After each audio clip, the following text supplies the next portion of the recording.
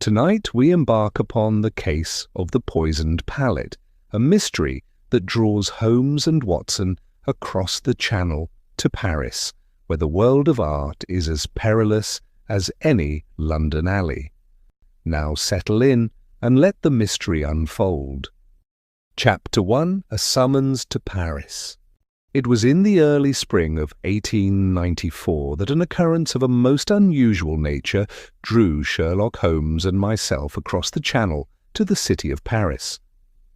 I recall the morning with distinct clarity, for the weather was unsettled and the air heavy with a drizzle that blurred the outlines of Baker Street. Holmes was seated in his customary armchair, a thin curl of smoke rising from his long clay pipe, while I busied myself with the morning paper. Mrs. Hudson had just departed with a tray, her countenance bearing that long-suffering expression which Holmes's erratic hours so often provoked. I had scarcely begun to read aloud a column on continental affairs when Holmes, who had remained silent for the better part of an hour, gave a sudden exclamation and leaned forward. He had picked up an envelope from the small table beside him, one I had assumed to be of little consequence. Its foreign postmark, however, caught his attention. He slit it open with his penknife and, after scanning the contents, passed the slip of paper to me. It was a telegram, brief but urgent. To Mr. Sherlock Holmes, Baker Street, London. Your assistance is requested in a most singular case. The matter concerns the death of Claude Monitor, painter of repute. Circumstances suggest foul play, yet evidence eludes us. Pray come to Paris at once. Inspector Moreau, Sûreté Nationale. The name is familiar to me. Was he not much spoken of in the artistic circles of Paris? Precisely so, Watson, Holmes replied. He rose, pacing before the fire with that restless energy that bespoke an awakened mind. A painter whose technique divided opinion. Half of Paris praised him as a genius, the other half dismissed him as a charlatan. Such extremes, as you know, provide fertile soil for intrigue. I handed back the telegram. Then you mean to go? Holmes' eyes gleamed. How could I resist?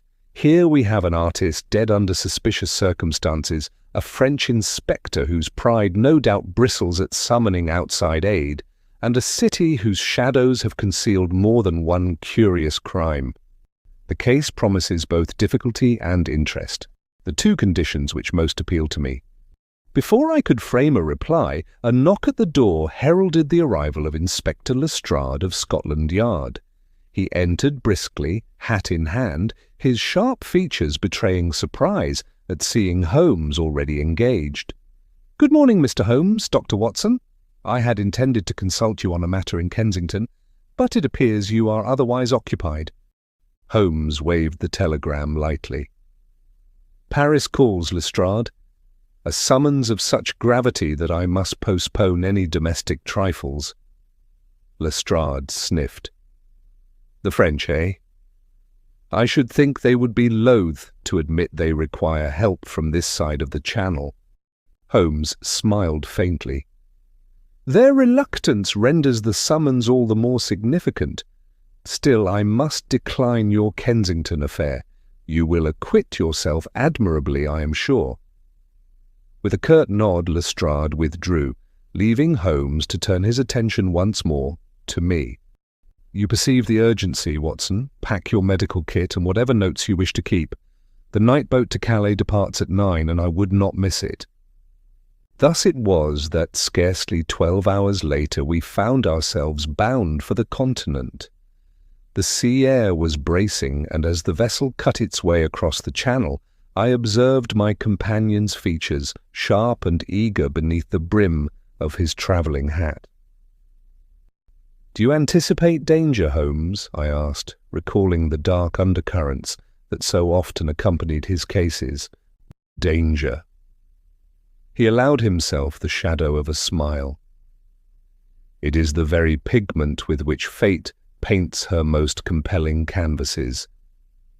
Watson, I fear we are stepping into a canvas of deceit."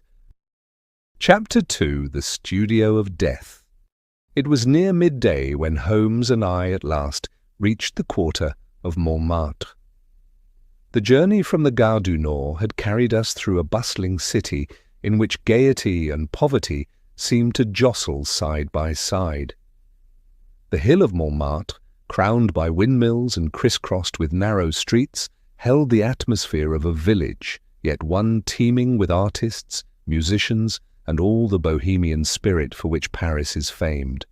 Inspector Moreau, a lean man with a bristling moustache and a manner at once courteous and sceptical, met us at the threshold of a weather-beaten house whose upper floor served as the studio of Claude Monitor. He regarded Holmes with a mixture of curiosity and reserve. "Monsieur," he said in careful English, "it is not often that the Sûreté requests assistance from abroad, but the matter is singular. I trust you will pardon our methods." "My dear Inspector," Holmes replied with a bow, "truth recognizes no nationality. Let us see what there is to be seen." We were led up a flight of narrow stairs, the boards creaking beneath our steps. The studio door opened to reveal a scene both melancholy and arresting. The great room was bathed in a grey light that filtered through tall windows, illuminating easels, canvases, and the clutter of an artist's trade. In the centre lay the body of Claude Monitor, stretched upon the wooden floor, one arm outstretched toward a palette which lay smeared with grotesque daubs of pigment. His countenance, though peaceful, bore that faint rigidity which told its own silent tale of death. Etienne Dubois, the young apprentice, stood in a corner with downcast eyes, his pale face betraying a mixture of shock and grief. He was scarcely more than 20, with long hair that fell untidily across his brow and hands stained with colour that no washing had yet removed. Holmes moved at once to the corpse, dropping to his knees with the swift precision of a surgeon. He examined the body with that keen eye of his, running his fingers lightly across the painter's wrists and lifting the palette with a delicacy that bespoke both respect and suspicion. "You observe, Watson," he said quietly. "No bruise, no mark of violence. The hand lies open, the features composed. Death has come without struggle." Inspector Moreau folded his arms. "There is no sign of intrusion. The door was locked upon the inside. It was the apprentice who found him thus when he returned from an errand." Holmes sniffed at the palette, his nostrils dilating. "An odour, faint but distinct. This pigment is no ordinary compound. Note the peculiar sheen where the blue and white mingle." I bent to look. To my untrained eye, it was but paint, though oddly viscous. Holmes replaced it upon the floor with care. Monitor was painting when death overtook him. Yet he did not cry out nor rise from his seat. It is as if the brush itself were the instrument of his destruction. The inspector raised his brows. "You believe the colours themselves are dangerous?" "I believe nothing, Inspector. I merely note.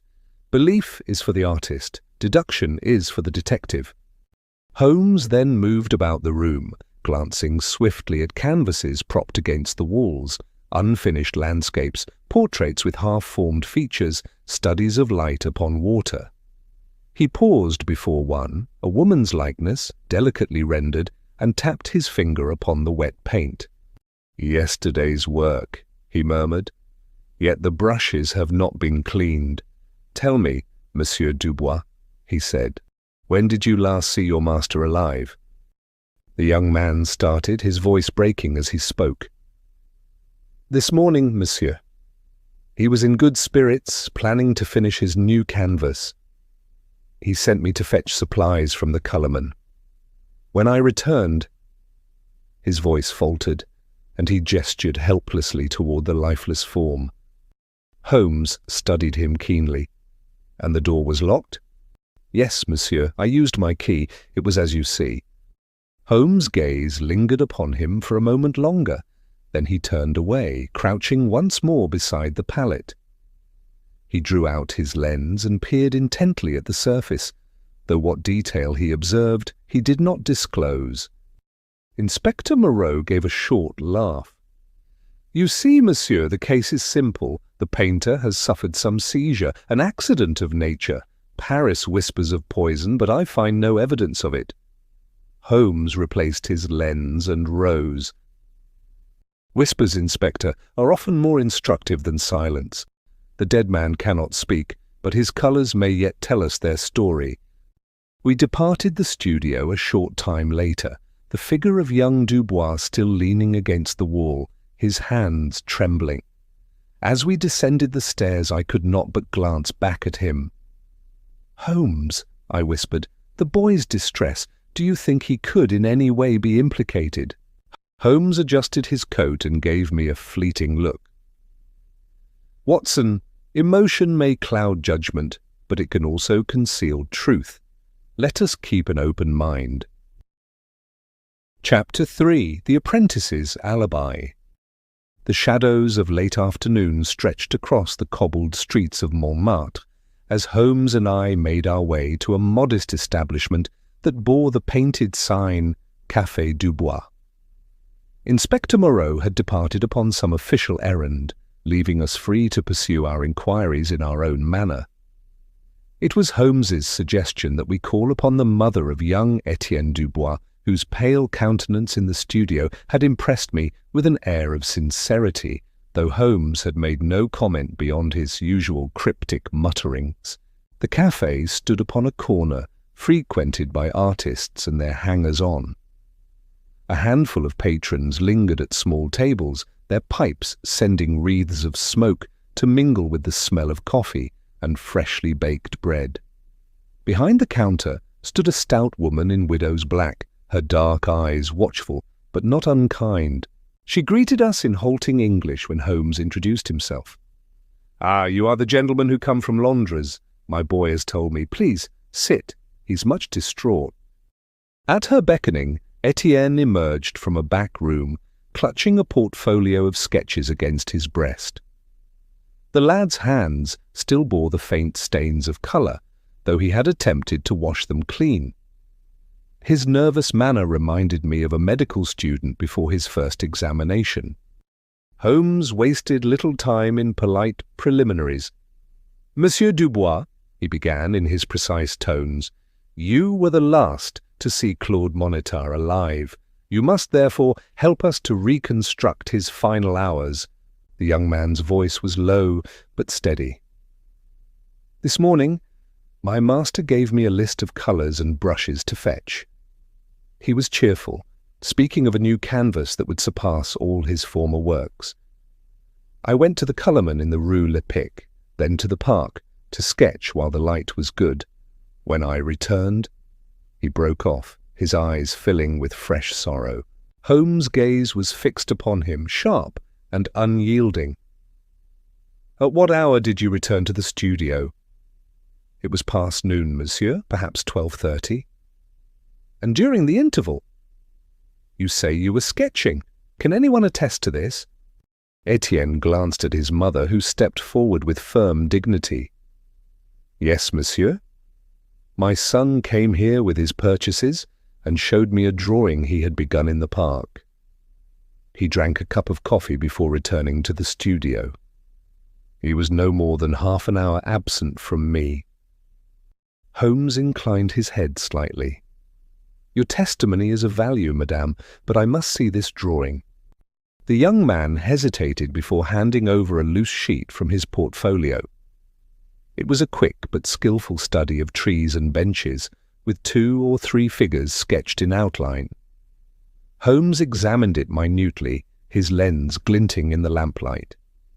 Then, with a seemingly careless gesture, he folded the sketch and slipped it into the inner pocket of his coat. "An interesting hand," he remarked, rising to his feet. "You have talent, Monsieur Dubois, though your lines betray impatience. The canvas of truth is best painted with patience." The youth coloured, uncertain whether to take the words as praise or reproof. His mother thanked us gravely, urging Etienne to eat, for he had touched nothing since morning. As we stepped back into the fading light of Montmartre, I could contain myself no longer. "Holmes," I exclaimed, "surely you do not suspect the lad. He appears honest enough, and his mother's word is not to be doubted." Holmes smiled faintly, adjusting the brim of his hat. "My dear Watson, it is not suspicion but verification I seek. An alibi may be painted as deftly as a portrait. One must look not at what is shown but at what is concealed." He tapped his coat pocket where the sketch lay hidden. "A lie of omission is still a lie." Chapter 4. The Rival's Gloat. The following afternoon found Holmes and myself conveyed by carriage from Montmartre to the broad, tree-lined avenues of the 16th arrondissement. The transformation was remarkable. Gone were the narrow streets with their noisy cafes and tattered posters. Here the air was hushed and the houses bore the stamp of wealth and permanence. Our destination was a stately mansion of pale stone, its windows adorned with iron balconies and a wrought-iron gate that gleamed as though it had been freshly polished. "This, Watson," Holmes remarked as we alighted, "is the other face of Paris, the face that conceals as much as Montmartre proclaims. Here, ambition is clothed in silk, but no less sharp beneath its trappings." We were admitted by a solemn butler and led through a gallery where rich tapestries and ornate canvases proclaimed the prosperity of our host. Antoine Lavigne awaited us in a drawing-room that overlooked a garden of immaculately trimmed hedges. He was a tall man, fashionably dressed, with dark hair brushed back from a high forehead. His features bore that touch of theatricality which so often accompanies a man accustomed to admiration. "Messieurs Holmes and Watson from London," he said, with a smile that barely concealed his disdain. "I am flattered that the death of poor Monitor should warrant such distinguished visitors. Pray be seated." Holmes inclined his head, but did not sit. "Your rival's death has caused no small stir, Monsieur Lavigne. You knew him well?" "Knew him?" Lavigne gave a short laugh. "We all knew him, monsieur. Monitor was a man of talent, yes, but of unstable temperament. He painted as others gamble, with frenzy, hoping for fortune. His decline was inevitable. If death has taken him, it has done so at the natural conclusion of his path." I could not help but bristle at the coldness of the remark. "Sir, whatever his faults, the man is scarcely buried." "Might compassion not temper your words?" Lavigne spread his hands in a gesture half apologetic, half mocking. "You are a doctor, monsieur, and speak of compassion. I am an artist, and I speak of truth. Paris will move on. It always does." Holmes, who had been moving slowly about the room with his hands clasped behind his back, paused near a side table where brushes and small jars of pigment lay scattered. He lifted one between his long fingers, his keen eyes resting for a moment upon Lavigne. "You work even here, monsieur?" Lavigne shrugged. Inspiration does not wait upon convenience. Holmes replaced the jar with a faint smile, but I noticed, as I have so often, that nothing escaped his gaze. He had already observed, I was certain, the faint smears of colour upon Lavigne's hands. It was no ordinary ochre or vermilion, but some shade whose sheen I could not identify. At that moment, a soft rustle announced the arrival of a young woman. She was of striking beauty, with dark hair and a figure that carried both grace and weariness. "Mademoiselle Cécile," said Lavigne with a flourish. "She has sat for many of my canvases and for Monitor's as well. Truly she is the muse of Montmartre." The lady inclined her head but spoke little, her eyes downcast. Holmes acknowledged her with a brief nod, but his attention swiftly returned to our host.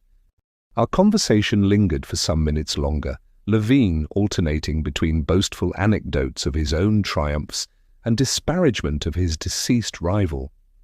Holmes listened with polite indifference, offering only the occasional question in his cool, measured tones. I confess I found the man insufferable, and I was relieved when at last Holmes gave the signal that our visit was at an end. We were conducted once more through the grand hallway, and it was as the butler held open the door that my eye was caught by a quick, furtive movement. Mademoiselle Cécile, who had followed us part way, slipped a folded note into the gloved hand of the servant. Her glance darted nervously in our direction before she turned away. I said nothing until we had stepped into the waiting carriage, but my curiosity was keenly aroused. "Holmes," I whispered, "did you observe that exchange?" His lips curved in that enigmatic smile I knew so well. "My dear Watson, you should know by now that I observe everything." Chapter 5: The Toxicologist's Revelation. It was with no small degree of anticipation that I accompanied Holmes upon the following morning to the modest establishment of Dr. Lefebvre, a noted Parisian toxicologist whose reputation had reached even the consulting rooms of Harley Street.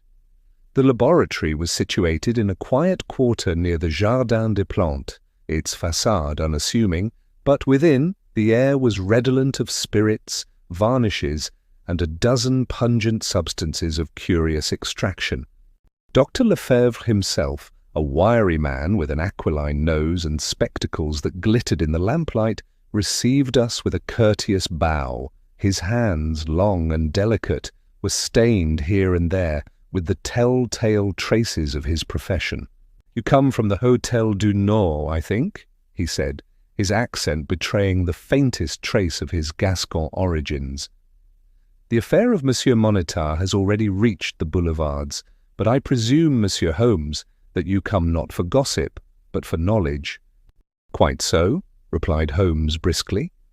From the breast of his coat he drew a small envelope which he had sealed with his customary precision. "Within you will find the scrapings I procured from the late painter's palette. They presented an appearance most unusual. I should be obliged if you would favour me with your opinion." The doctor carried the envelope to a bench where instruments of gleaming glass lay in orderly ranks. With a delicacy that bespoke long practice, he emptied the dust and pigment into a shallow dish and began at once a series of tests, dropping reagents with sure hand and marking each result with a short exclamation in his native tongue. Holmes stood motionless, his eyes fixed upon the proceedings, while I busied myself with noting the curious aspect of the place. Jars of powders ranged like soldiers, coils of glass tubing that twisted like serpents, and a narrow window through which the autumn light fell coldly upon the apparatus. At length Dr. Lefebvre straightened, and there was a shadow of gravity upon his features. "Messieurs," said he, "what you have brought me is no common pigment. It is indeed an oil colour, yes, but adulterated most cunningly with an alkaloid derived from Aconitum napellus, which you may know as monkshood or wolfsbane, a most virulent poison. Ingested even in small quantities, it brings upon the victim numbness, weakness, and ultimately death." "Monitar did not apply this to his lips voluntarily," said Holmes quietly. "Assuredly not," replied the doctor. "Yet the manner of admixture is ingenious. Bound with oil, the substance would not declare itself at once. Its progress is slow, perhaps several hours, before the fatal seizure comes upon the unfortunate subject. Thus, he may paint innocently, even eat or drink after touching the brush to his mouth, and not suspect that he carries death upon his fingers. I confess a shudder passed through me at this revelation. That a man might be slain by the very tools of his noble calling seemed a refinement of cruelty beyond belief. "Your analysis is precise, Doctor," said Holmes, inclining his head. "It suggests, however, a curious problem. If the fatal agent was bound in the paint, then it is not a single act we must consider, but a process, an administration extended over time. Our adversary, whoever he may be, has struck not with the dagger's sudden thrust, but with the patient certainty of the chemist. The question is no longer what killed the man, but how it was contrived that he should ingest it at all. "Indeed," murmured Lefebvre gravely, "the hand that planned this was versed in more than pigment." Holmes replaced the empty envelope in his pocket and gave a sharp tug at his cuffs. His face was thoughtful, but his eyes shone with that peculiar light which I had long learned to associate with the scent of the chase. "Come, Watson," he said abruptly. "We have learned what we may here. The web tightens, but the spider's lair is not yet revealed. Let us see if Paris holds further clues to the method of this most deliberate crime." As we stepped once more into the brisk air of the boulevard, I could not forbear to glance at my companion's hawk-like profile. His lips were compressed, and I knew that his brain was already weaving some intricate pattern from the threads so far gathered. Chapter 6. The Model's Secret. It was towards the late afternoon of the following day that Holmes, having made a number of discreet inquiries among the studios and cafés of Montmartre, led me into a little establishment off the Rue des Abbesses. The place was thick with tobacco smoke and the chatter of artists in their smocks, but in a corner near the window sat the figure whom we sought, Mademoiselle Cécile, the model whose name had already been whispered in connection with both Moniteur and his rival, Antoine Lavigne.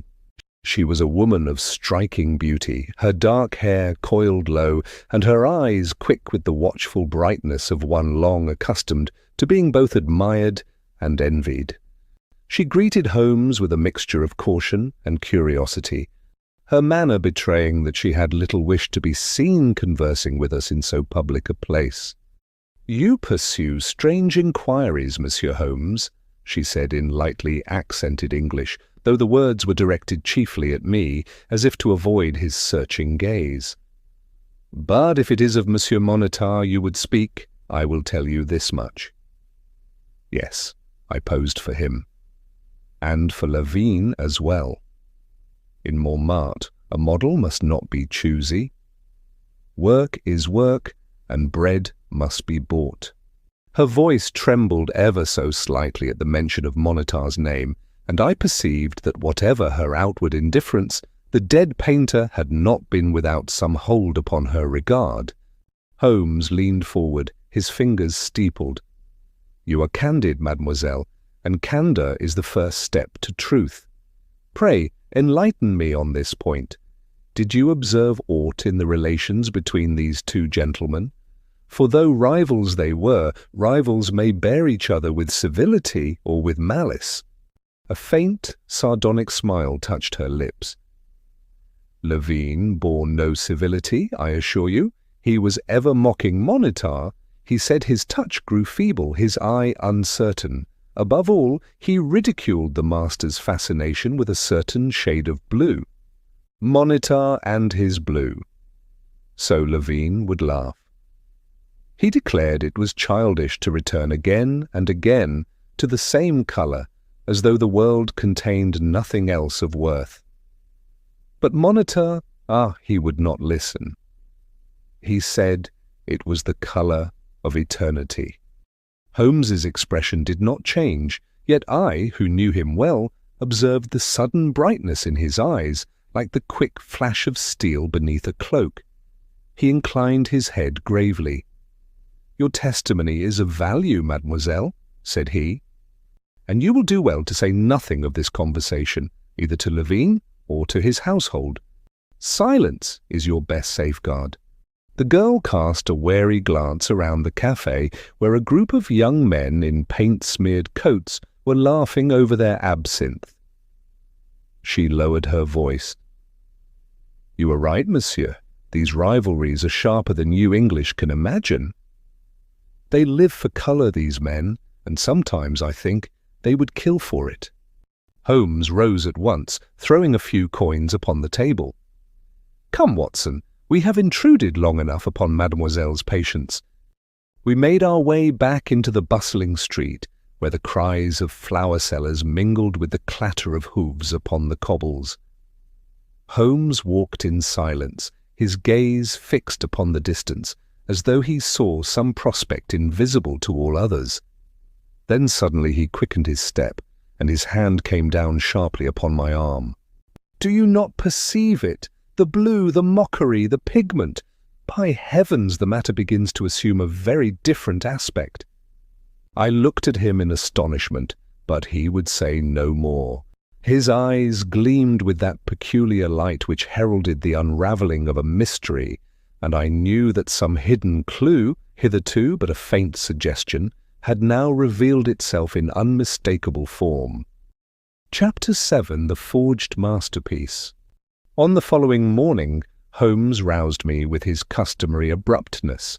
Before I had quite finished my breakfast, he announced with evident satisfaction that we were bound for the Louvre.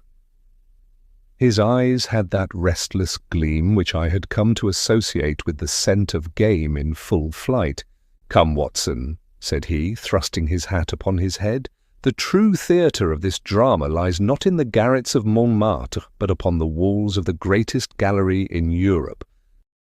The Louvre, with its immense halls and ceaseless tide of visitors, has ever been to me a place of mingled awe and fatigue." Holmes, however, strode through its chambers with the air of a man who walked a private study. His sharp gaze darted from canvas to canvas, until at length he drew up before a painting newly hung, a work bearing the familiar signature of the late Monitor. The picture represented a young woman at prayer, her figure bathed in the cool radiance of a window through which the sky glowed with Monitor's characteristic blue. I confess the work impressed me with its serene beauty, yet Holmes regarded it with a cold scrutiny which left me restless. "Observe, Watson," he said, leaning close. "At first glance the brushwork is admirable, the distribution of light, clever, almost convincing. Yet see here, along the hem of the figure's robe, the strokes are laboured, lacking Monitor's accustomed freedom. Monitor never permitted such heaviness of hand. His genius lay in restraint." A polite cough behind us drew our attention. A tall, silver-haired gentleman in the frock coat of an official had approached. He introduced himself as Monsieur Valette, a curator of the gallery, and expressed his surprise at finding two Englishmen so intently engaged upon the picture.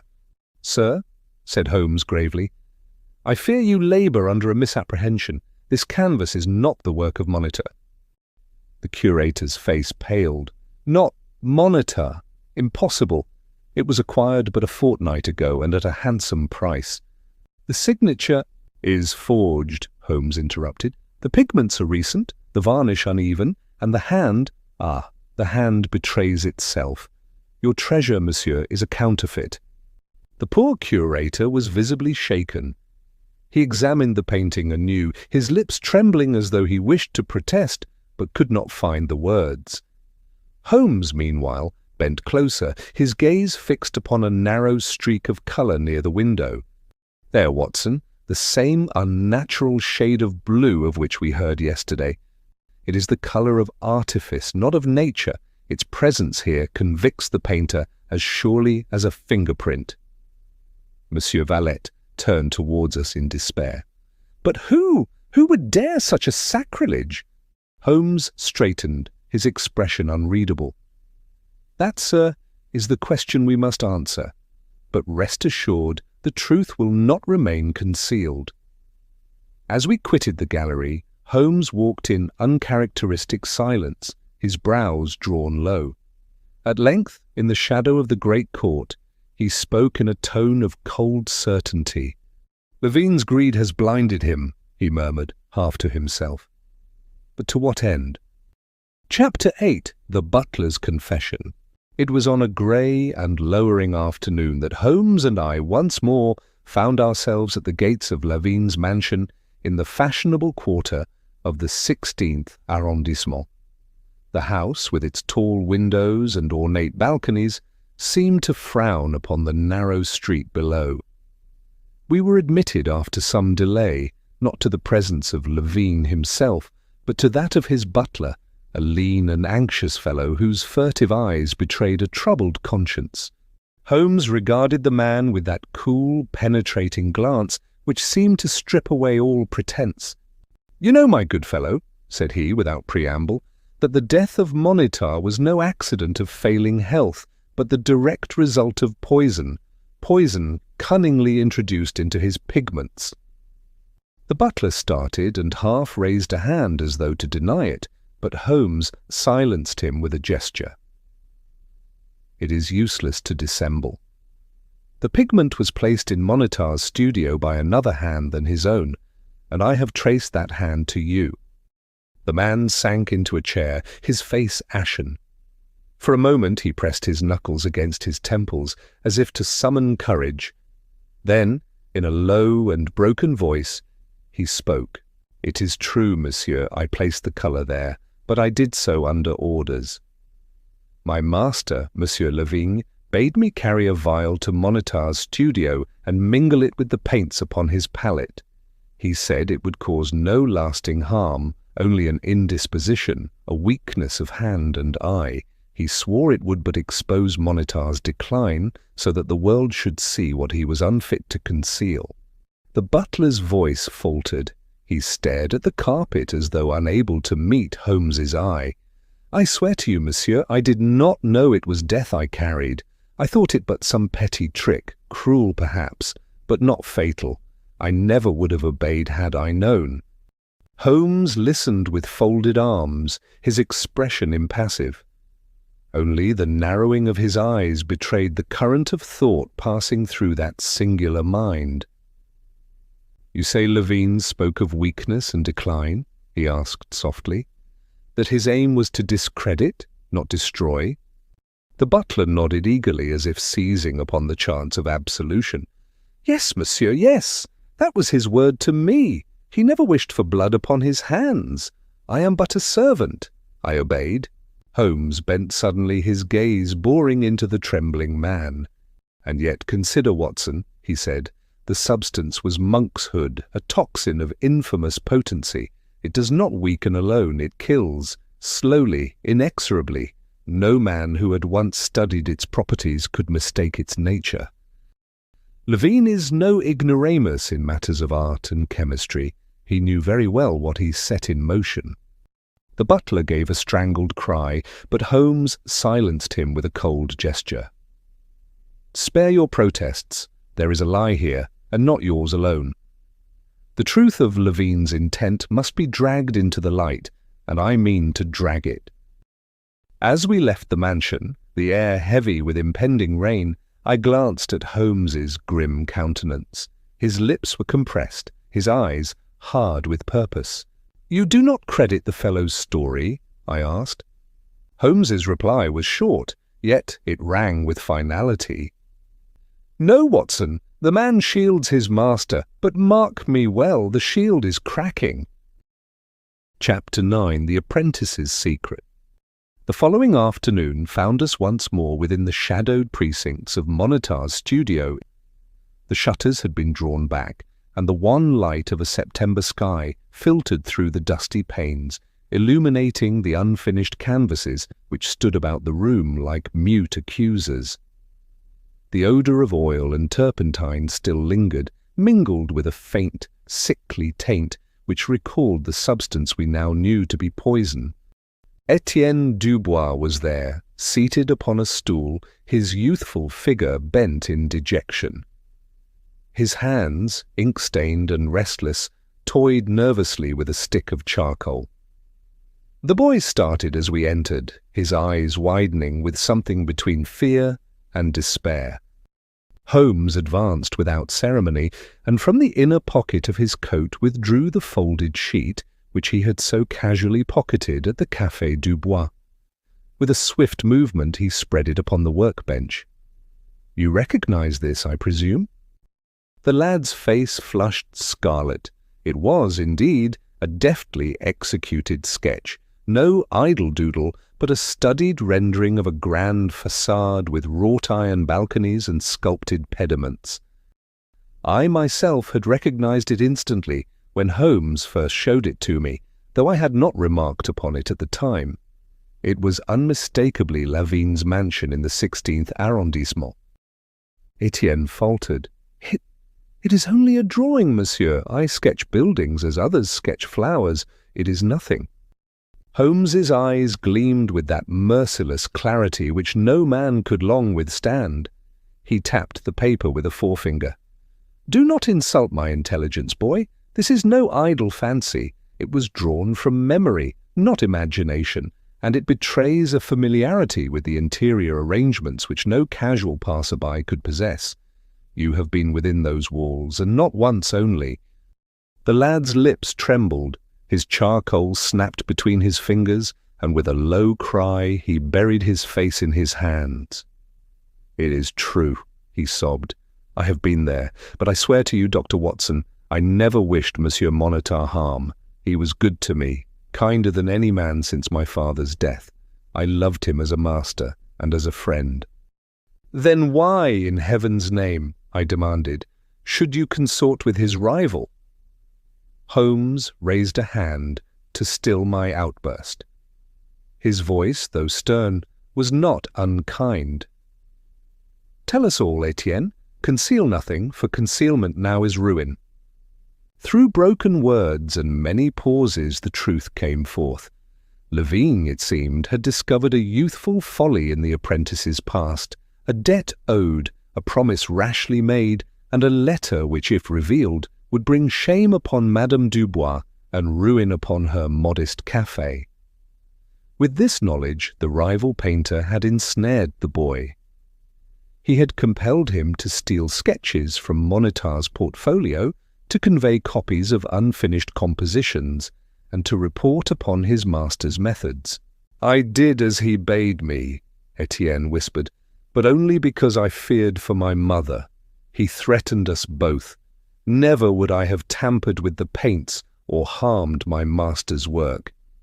When I heard he was dead, I thought the guilt would kill me." The lad broke down utterly, his frame shaking with suppressed sobs. Holmes, however, regarded him with a keen and unwavering gaze. At length he folded the sketch once more and slipped it into his pocket. "You have done wrong, young sir," said he gravely, "but not beyond redemption. The net in which you were caught is of Levine's weaving, and it is he who must answer for the greater crime. Courage, and you may yet see your honour cleared." As we stepped out into the fading light of Montmartre, I could not forbear glancing at Holmes. His features were set with a stern resolve, his eyes bright with that peculiar fire which heralded the climax of a case. Chapter 10. The Final Brushstroke. The gathering storm which had long brooded over our inquiry broke at last within the walls of Levine's mansion. Holmes had, with quiet authority, summoned all the principal players to the confrontation. It was evening, and the lamps burned low in the gilded salon, their flickering light reflected in mirrors and gilt frames that lined the walls. Inspector Moreau of the Paris police was present, stiff in his dark frock coat, his scepticism plainly warring with curiosity. I myself kept watch from a corner, my pen ready to record what promised to be the decisive scene. At the centre, reclining in a velvet chair with all the hauteur of an aristocrat receiving guests, was Levine himself. His dark eyes darted from Holmes to the others, and a mocking smile played about his lips. "You summon me to my own house, monsieur?" said he in a tone of scorn. "Is this an inquiry or a farce?" Holmes remained unmoved. With deliberate precision he laid upon the table 3 objects: a painter's palette upon which smeared pigment still clung, a rolled canvas wrapped in protective cloth, and lastly the folded sketch of Levine's mansion that we had wrested from Etienne's conscience. "These," said Holmes, "are the brushstrokes of truth. Observe them well, for they compose the portrait of a murderer." Levine gave a short laugh, though I saw his fingers tighten upon the arm of his chair. Holmes pointed first to the palette. "Upon this Dr. Lefebvre has identified traces of monkshood, a poison of insidious and lingering power. Mixed with the oils, it entered Monitor's very blood through the medium of his art. This was no accident of failing health, no mere weakness of hand, but a deliberate act. He unrolled the canvas next, revealing the Louvre acquisition which Holmes had earlier examined. Even to my inexpert eye, the brushwork seemed uncertain, the colouring subtly false. "This so-called moniteur," Holmes continued, "is a forgery, executed with skill, but betrayed by errors of technique and proportion. It was placed where it might pass as genuine, thus swelling the fortunes of its true creator." Finally, Holmes touched the folded sketch. "And here is the unwilling tool of the crime. Etienne Dubois, compelled by your threats, was forced to carry intelligence and designs from his master's studio, but he would not and did not poison his friend. He was but the pawn upon your chessboard." At this Levine sprang to his feet, his face pale, his eyes flashing. "Lies!" he cried. "The boy himself confessed. He stole, he spied, he betrayed." "He stole at your bidding," Holmes retorted coldly, "and spied because you held his mother's livelihood in your grasp, but he did not kill. You alone had knowledge of the poison's properties. You alone had motive to discredit and to ruin, and when chance brought death instead of mere infirmity, you sought to cast suspicion upon the innocent. It was a master's hand, Levine, but a master's hand turned to crime." A silence followed, broken only by the distant rumble of a carriage in the street. Moreau allowed himself a grim smile, and Levine's composure, so long maintained, crumbled at last. His voice sank, bitter and trembling. "Yes," he muttered. "It is true. I meant to ruin him, not to kill, but what matter? He is dead, and the world will say his genius failed him." "On the contrary," Holmes said, his voice as keen as a blade, "the world will say Antoine Levane murdered him." "Inspector Moreau, the man is in your custody." The French officer, no longer sceptical, stepped forward with his men. Levine made no resistance as the bracelets of steel closed upon his wrists. As the villain was led away, Holmes turned to me with that air of quiet detachment which so often followed his triumphs. "A man who paints with poison, Watson," said he, "is no artist, but a murderer." Chapter 11. The Return to Baker Street. Our return to London was accomplished in dreary weather, a steady drizzle blurring the windows of the carriage that bore us from Charing Cross to Baker Street. Paris, with its teeming boulevards and clamorous ateliers, seemed already a dream half-faded, though the shadow of the tragic affair of Claude Moniteur lingered heavily upon my mind. The death of that gifted but troubled artist, the duplicity of his rival Levine, and the plight of the unfortunate apprentice Etienne were themes that would, I felt, haunt me for many a day. Holmes, however, appeared untouched by melancholy. Throughout the journey he had immersed himself in a small monograph on rare Oriental pigments, the very volume he had purchased in a dingy bookstall near the Seine. He now sat bolt upright in the cab, the book closed upon his knee, his eyes alight with that peculiar gleam which I had come to associate with his moments of supreme intellectual satisfaction. "It is curious, Watson," said he suddenly, as though continuing some silent chain of reasoning, "how often it is envy that leads men to their ruin. Levine's genius, such as it was, lay in mimicry, yet he could not bear to see in Moniteur the spark of true originality. Thus he dipped his brush not in paint but in poison." "You regard his confession as complete, then?" I asked. "As complete as such a man could give," replied Holmes with a slight shrug. Pressed by Moreau and confronted with the physical proofs, he could do little else. Yet note this, Watson. Had Etienne not faltered beneath the weight of his conscience, the truth might well have slipped beyond our grasp. I nodded, thinking with pity of the youth, so easily led and yet not wholly corrupted. At Baker Street, Mrs. Hudson received us with her customary blend of relief and mild reproach, lamenting our dishevelled appearance and the irregularity of our meals whilst abroad. Holmes responded with a vague smile and an absent-minded pat upon her arm before sweeping into the sitting-room with that air of proprietorship which even his landlady never disputed. The familiar chamber greeted us with the warmth of a blazing fire and the familiar clutter of Holmes's pursuits. Chemical apparatus jostled with violin scores, while on the mantelpiece rested a small phial of dark pigment. Souvenir, no doubt. Holmes scarcely gave it a glance, however, for his attention had already strayed to a set of retorts arranged upon the side table.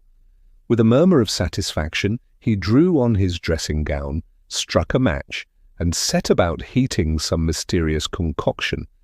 "You do not intend, surely, to plunge into fresh experiments this very evening?" I exclaimed. "And why not?" said he lightly, his sharp profile outlined against the fire. "The mind, my dear Watson, must ever be engaged, lest it stagnate. Paris has given us an interlude of art and crime. London, I dare say, will supply us with problems of another hue." He chuckled softly at his own conceit and bent once more over his glass vessels. I took up my pen at the desk, resolved to place upon record the strange case we had pursued across the Channel. Yet as I wrote the opening lines, Holmes, without turning, addressed me. "Another case for the annals, Watson? Or shall we let this one fade, like the colours of a forgotten masterpiece?" I paused, the nib of my pen suspended above the page. Truly, I thought, no brush could ever capture the shades of envy, deception, and tragedy we had witnessed, save, perhaps, the brush of memory itself. Epilogue. In the weeks that followed, word of Antoine Lavaine's disgrace travelled swiftly through the salons and galleries of Paris. His works, once sought after by collectors, were quietly withdrawn from exhibition, while whispers of forgery and murder rendered his name a byword for infamy. Of Claude Monitar, the critics spoke more kindly, as often happens when an artist is silenced too soon. His final canvases, however incomplete, were praised for their boldness of colour and vision, and it was said that his reputation rose higher in death than it had ever stood in life. Young Etienne Dubois, after much questioning by the French police, was released without charge. Holmes had spoken privately on his behalf, declaring that the lad had been a tool rather than a culprit. With his mother's steadfast support, he returned to his sketching in the quiet lanes of Montmartre, where I trust he has since found some measure of peace. For Holmes, the matter was no more than one thread among many in that intricate tapestry of crime which he alone seemed able to unravel. Yet I, who had seen the tragedy at its heart, could not help but feel that the poisoned palette had stained more than canvas. It had touched the very souls of those who lived by the brush. And so concludes the case of the poisoned palette, a tale in which envy stained not merely canvas, but lives.